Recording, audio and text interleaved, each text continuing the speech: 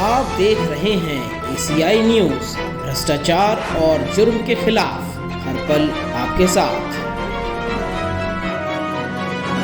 नमस्कार, मैं मोन्टू राजा, anti corruption India से स्वागत है आपका। हमारे समाज में हमने कई बार ये देखा है, कई ऐसे लोग हैं जिनकी जो आवाज़ है वो अनसुनी की जाती है। तमाम जगहों से वो प्रताड़ित हैं, कई उनको दिक्कत परेशानियां हैं, लेकिन उनकी जो आवाज़ है वो ऊपर जो अधिकारी बैठे हैं उन तक नहीं पहुंच पाती और उनको शोषण का शिकार होना पड़ता है। पहले भी आपसे हमने रूबरू कराया है कैप्टन GS राठी को, जो कि डेमोक्रेटिक पार्टी ऑफ इंडिया के कार्यकारी राष्ट्रीय अध्यक्ष हैं। उन्होंने एक मुहिम जो है एक तरह से जनता दरबार की वो स्टार्ट की है, जिसके तहत तमाम ऐसे लोग जिनकी आवाज़ें अनसुनी हैं वो शिकायतें उनसे लेते हैं और उनको राहत एक तरह से पहुंचाने का कार्य कर रहे हैं। तो आज हमारे साथ जो हमारे खास मेहमान हैं कैप्टन GS राठी, वो हमारे साथ मौजूद हैं। सर, स्वागत है आपका एंटी करप्शन इंडिया में। बहुत बहुत धन्यवाद मोन्टू जी। जैसे कि हमने पहले भी जनता दरबार के बारे में दर्शकों को बताया है, जो देश है उसको बताया है, तो आपसे जानना चाहेंगे, तो आज जो हमने सुबह देखा तकरीबन 40-50 लोग अपनी शिकायतें लेके आए थे, किस तरह की शिकायतें आपके पास आ रही हैं और कैसे उनका निवारण हो रहा है? देखिए, सबसे पहले धन्यवाद मोन्टू जी, आप आए और शायद आप तीसरी बारी जनता दरबार को कवर कर रहे हैं जी। की बार आप। तो जो कि आपका प्रश्न है कि भाई किस प्रकार की शिकायतें आती हैं हमारे पास, तो जहां जिन शिकायतों से एक आम आदमी प्रताड़ित होता है तो उसी प्रकार की शिकायतें हमारे पास आती हैं। और मुख्यतः जो शिकायतें हैं वो सिस्टम से जो एक आमजन जो प्रताड़ित हो जाता है उसकी कहीं सुनवाई नहीं होती है, तो वो हमारे पास अपनी दिक्कतें लेके आता है। इसके अलावा हमारे पास काफ़ी करप्शन की शिकायतें भी आ रही हैं, जिसके अंदर जो बड़े जो सरकारी महकमे हैं उनमें जो हार्डकोर करप्शन जो चल रहा है तो उनकी शिकायतें भी आती हैं हमारे पास। सरकारी गैर सरकारी दोनों शिकायतें? जी जी बिल्कुल। और जो सरकार के अंदर करप्शन चल रहा है उसकी शिकायतें भी बिल्कुल आती हैं हमारे पास जी। तो अगर हम हाल फिलहाल की बात करें तो कोई ऐसी शिकायत जो थोड़ी सी अलग हो, विचलित करने वाली हो, इस तरह की जो आप शिकायत साझा करना चाहें जनता से? देखिए, हर एक जो शिकायत है वो अपने में यूनिक है जी। मैं इसमें ये नहीं बताना चाहूंगा कि भाई उस शिकायत में उसका क्या पैरामीटर था, वो कितने एक बड़े लेवल में थी, क्योंकि हमारा मानना ये है कि जो शिकायत है और जो शिकायत करता है, जो अपना ग्रीवेंस जो लेके आ रहा है, वो इतना प्रताड़ित हो चुका है कि जब सिस्टम से थक चुका है वो, तो इसलिए हमारे पास आ रहा है और हम उसका जो मुद्दा है, उसकी शिकायत है, उसका निवारण के लिए हम आगे चल रहे हैं। आज की अगर बात की जाए कि आज जो आपके पास शिकायतें आई हैं उसमें से जो एक शिकायत आप साझा करना चाहें जो आपको लगे, तो आज की जो शिकायत है तो उसमें तमाम शिकायतें जो आप देख रहे हैं कप्तान साहब के पास जो आज आई हैं जिनका निवारण होगा, उसमें से एक शिकायत कप्तान साहब आप उसमें एक शिकायत आई है मोन्टू, हमारे पास एक आम नागरिक आए थे हमारे पास में। तो उनका कहना यह है कि उनके जो परिवार के सदस्य, एक विश्वविख्यात होटल की चेन है, उनका एक बड़ा एक होटल दिल्ली में भी है और पूरे इंडिया में उनकी चेन है। तो उनके परिवार के 3 सदस्य जो उस होटल में कार्यरत थे, तो तीनों का मर्डर हो गया है। अच्छा जी। और सिर्फ इनके 3 लोग नहीं, इसके अलावा उस होटल में तकरीबन 2 दर्जन से अधिक लोगों की मृत्यु हुई है बड़ी संदिग्ध अवस्था के अंदर। और उनका कहना है कि जिन लोगों ने इस होटल में सेक्स स्कैंडल चलता है और ड्रग रैकेट चलता है यहाँ पे बड़े पैमाने के ऊपर, और जब ये होटल के जो कर्मचारी हैं, जब ये उस चीज को उजागर करते हैं तो इनको मार दिया जाता है। तो बड़े गंभीर एक तरह से कह सकते हैं, ये बड़ा नाम है। तो क्या आप साझा करना चाहेंगे वो कौन सी होटल चेन है और जो पीड़ित है वो कौन है, अगर आप चाहें? मैं माफी चाहता हूँ मोन्टू जी, यहाँ पे मैं ना तो होटल का नाम साझा करूंगा और ना ही मैं जो प्रताड़ित है उसका नाम साझा करूंगा, लेकिन आने वाले समय में जग जाहिर हो जाएगा वो नाम, दोनों ही नाम। तो किस तरह की इनको परेशानी हो रही है, कब से ये स्ट्रगल कर रहे हैं, कितने टाइम बाद आपके पास आए हैं? क्योंकि जनता दरबार में वही आता है जिसकी सुनवाई नहीं हो पाती है सिस्टम के अंदर, तो थोड़ा सा अगर उसके बारे में बताएं। देखिए, जो ये वारदात है ये 2013 से लड़ रहे हैं ये। अच्छा। हाँ जी। और 8 साल हो गए हैं। 8 साल से भटक रहे हैं, कहीं न्याय नहीं 8 साल से भटक रहे हैं। 8 साल से अब तक इनको कोई न्याय नहीं मिला है। और ये हर जगह इन्होंने मंत्रियों के दरवाजे भी खटखटाए हैं, इन्होंने प्रेस मीडिया से भी गुहार लगाई है कि भाई हमें न्याय दिलवाइए। इसके अलावा ये पुलिस में गए हैं, न्यायालय में गए हैं, लेकिन अभी तक इनको कोई न्याय मिलने का कोई कहीं पे भी कोई उम्मीद नहीं मिली है। जी। तो ये जो गंभीर आरोप इन्होंने लगाए हैं, क्या आपने जी। कुछ दस्तावेज देखे हैं? किस आधार पे आप इसको आगे लेके जाएंगे और जनता दरबार किस तरह सहायता करेगा इस पीड़ित की? देखिए, पहली बार मैंने एक ऐसा इंसान देखा जो अपने साथ एक बोरी कागज लेके चल रहा है। कम से एक बोरी, एक दो कागज नहीं, कम से कम उस इंसान के पास 150 के आसपास फाइलें थी और हर प्रकार का उसने जो मैंने उससे कागज मांगा तो उस इंसान ने वो कागज मुहैया करवाया। चाहे वो न्यायालय के दस्तावेज हों, चाहे पुलिस के हों, चाहे उसके अंदर आपके आरटीआई जो उन्होंने लगवाई हुई है, इतने साल जो घूमे हैं वो, तो चाहे उसके कागजात हों, तो हर तरीके से उन्होंने एटलीस्ट मुझे सेटिस्फाई किया कि जो कागज जो है वो सब ओरिजिनल कागज है और वो ओरिजिनल कागज ही है, प्रतीत होने वाली बात नहीं, ओरिजिनल कागज ही है। और उनको देख के पूरा जो संज्ञान जो हमने लिया उसमें यही चीज लगी कि ये होटल जो चेन है ये इतना बड़ा हिसाब किताब है और जो इसके अंदर जो एक्यूज जो लोग हैं वो इस होटल के टॉप मैनेजमेंट है। अच्छा जी, कोई नीचे कर्मचारी नहीं है, ये टॉप मैनेजमेंट है जो होटल को पूरी चेन को रन करता है।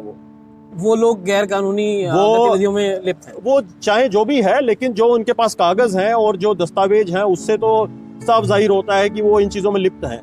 और उन्होंने सिस्टम के अंदर अपना फुल प्रेशर यूज किया है जितना उनसे हो पाए, चाहे वो रुपए को लेके हो और चाहे उनके जो कनेक्शंस हैं उनको पूरा उन्होंने यूटिलाइज किया है। और न्यायालय को उन्होंने उनका जो एक माइंडसेट है उसको डाइवर्ट करने की पूरी कोशिश की है ताकि न्यायालय भी अपने जो चीजें जो पूरा प्रकरण हुआ है वहां से भटक जाए।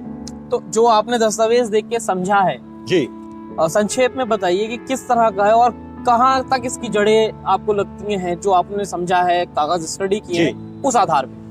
देखिए, जहां तक दिल्ली की बात है, दिल्ली तक तो हमने ठीक है, इस चीज को हम मान सकते हैं कि यहाँ पे सेक्स स्कैंडल और ड्रग रैकेट जो है वो छोटी मात्रा में रहेगा।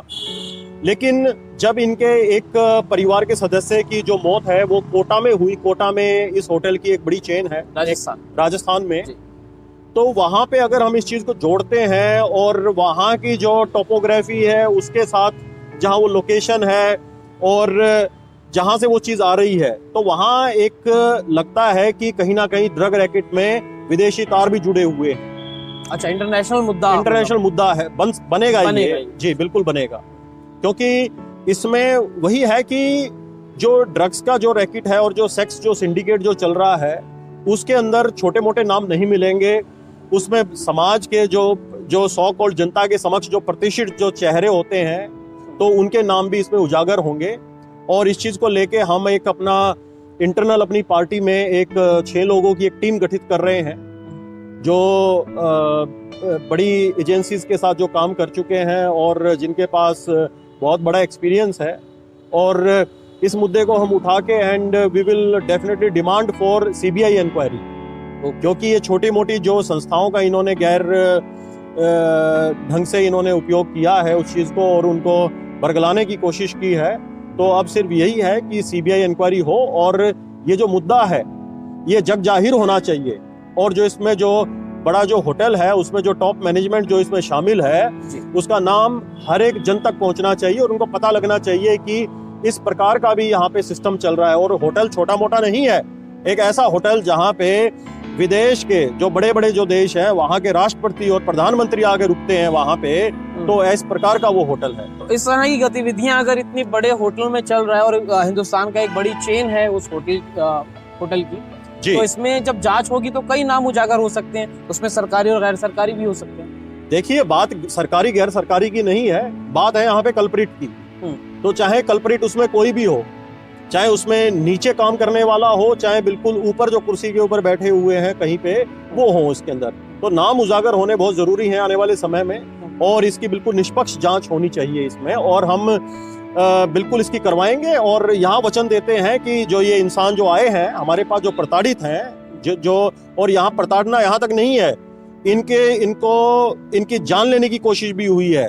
द्वारका में एक समय के ऊपर इनके ऊपर जानलेवा हमला भी हुआ है, इनके ऊपर गोलियां दागी गई, लेकिन ये बच निकले उसमें से। पुलिस ने कोई कार्रवाई उस समय की हो? अगर दबाने की कोशिश की है सिर्फ और सिर्फ। इसके अंदर आपका दिल्ली पुलिस का रोल और आपका राजस्थान पुलिस का रोल इसके अंदर अहम भूमिका निभा रहा है इस चीज के अंदर। अच्छा। हाँ जी, और यहाँ तक कि मैं बताना चाहूंगा कि इसी मुद्दे को लेके कोई एक दो न्यूज चैनल हैं, उन्होंने इस मुद्दे को उठाने की कोशिश भी की जी। तो चाणक्यपुरी थाने के अंदर उनके खिलाफ भी यहाँ पे कुछ केस वगैरह दर्ज हुए हैं और वहाँ पे कुछ लोगों को दबाने की कोशिश भी की पुलिस द्वारा।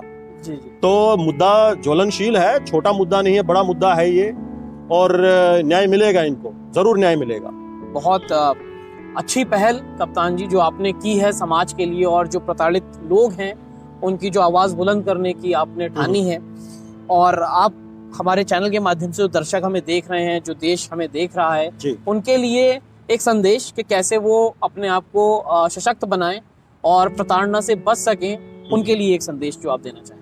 देखिए, उनको सशक्त तो खुद ही बनना पड़ेगा। इसके अंदर कोई ऐसा मार्केट में ऐसा इंजेक्शन या दवाई आती नहीं है कि आप उसको खा लीजिए या इंजेक्शन लगा लीजिए कि आप सशक्त बन जाएंगे। नहीं, वो आपका जो दिल और दिमाग है उसका कॉम्बिनेशन ऐसा होना चाहिए। कहीं पे भी अगर आप कोई गलत चीज होते हुए देख रहे हो तो आप खुद ही उस चीज के अंदर सामने आके खड़े हो और जब सवाल जवाब करें और उसके लिए लड़ें। तो यहाँ पे लड़ाई लड़नी बहुत जरूरी है। और आज की जो स्थिति परिस्थिति है उसके अंदर हमारा जो देश है वो ऐसी विकट परिस्थितियों से गुजर रहा है जहाँ पे क्राइम रेट बहुत ऊपर जा चुका है। तो उसमें हर एक नागरिक का कर्तव्य बनता है कि वो खड़ा हो, उठे, अपनी जो नींद के अंदर गहरी निंद्रा में जो सो रहे हैं वो नींद से जागे, और समाज में जो ये भेदभाव और जो क्राइम जो बढ़ रहा है इसके खिलाफ अपनी आवाज बुलंद करें। और हाँ, हम जैसे लोग बैठे हैं, अगर सिस्टम आपकी नहीं सुन रहा है तो हम लोग बैठे हुए हैं यहाँ पे, हम जरूर आपकी आवाज को बुलंद करेंगे और न्याय दिलवाने में हम आपकी मदद करेंगे। अंत में एक सवाल आपसे मैं पूछना चाहूंगा, क्योंकि आपने कहा जो लोग हैं उनको जागरूक होना चाहिए, आवाज उठानी चाहिए, अत्याचार नहीं सहना चाहिए। तो क्या आपको लगता है कि जो समाज में लोग हैं वो चुप रह जाते हैं, इस वजह से भी जो एजेंसीज हैं वो भी ढील दे देती हैं इस पे, या फिर कार्रवाई उस तरह से नहीं करती जिस तरह से करना चाहिए? देखिए, ये दो धारी तलवार है बेसिकली यहाँ पे। यहाँ एक तो आम जन है वो मतलब धीरे धीरे जब वो एक उसके साथ प्रताड़ना होती है तो वो अपना पक्ष लेके न्यायालय में गुहार लगाने के लिए पहुंचता है, पुलिस के पास पहुंचता है, नेताओं के पास जाता है, मीडिया के पास जाता है, लेकिन उसकी नहीं सुनी जाती है। तो थोड़े दिनों में वो थक हार के खुद बैठ जाता है। लेकिन उसी टाइम के ऊपर अगर वो ज्यादा एग्रेसिव है, चीजों को उठाता है, तो सिस्टम भी ऐसा है कि जो दूसरा जो पक्ष है वो इतना स्ट्रांग होता है कि उसको कहीं ना कहीं उसको दबाने की कोशिश करता है। तो दोनों तरफ से ही कुछ ना कुछ निकल के आता है। ताकि इसीलिए यही कारण है कि यहाँ पे हमारे देश के अंदर करोड़ों की संख्या में केसेस लंबित हैं और उनकी सुनवाई नहीं हो पा रही है, न्याय नहीं मिल पा रहा है लोगों को। जी, बहुत बहुत शुक्रिया सर एंटी करप्शन इंडिया को समय देने के लिए, और बहुत काबिल तारीफ जो आप मुहिम चला रहे हैं जनता दरबार के थ्रू, उसके लिए बहुत बहुत धन्यवाद मोंटू जी। और मैं आपको भी कहना चाहूंगा, आप भी बहुत अच्छा काम कर रहे हैं। आपका जो चैनल है इसके माध्यम से जनता तक आप जो भी समाज में जो परेशानियां हैं, जो दिक्कतें हैं आम जन को जो हैं, उनको जनता तक पहुंचा रहे हैं। और आपने बहुत काबिल तारीफ काम किए हैं। आपको बहुत बहुत wishes for that and thank you very much. और अंत में सर एक चीज और जो आप जनता से साझा करें कि जो प्रताड़ित लोग हैं वो आप तक कैसे पहुंच सकते हैं, जनता दरबार तक कैसे आ सकते हैं, अपनी बात आप तक पहुंचा सकते हैं? जी, ये बहुत जरूरी है। आप लोग हमारा जो एड्रेस है वो है डेमोक्रेटिक पार्टी ऑफ इंडिया।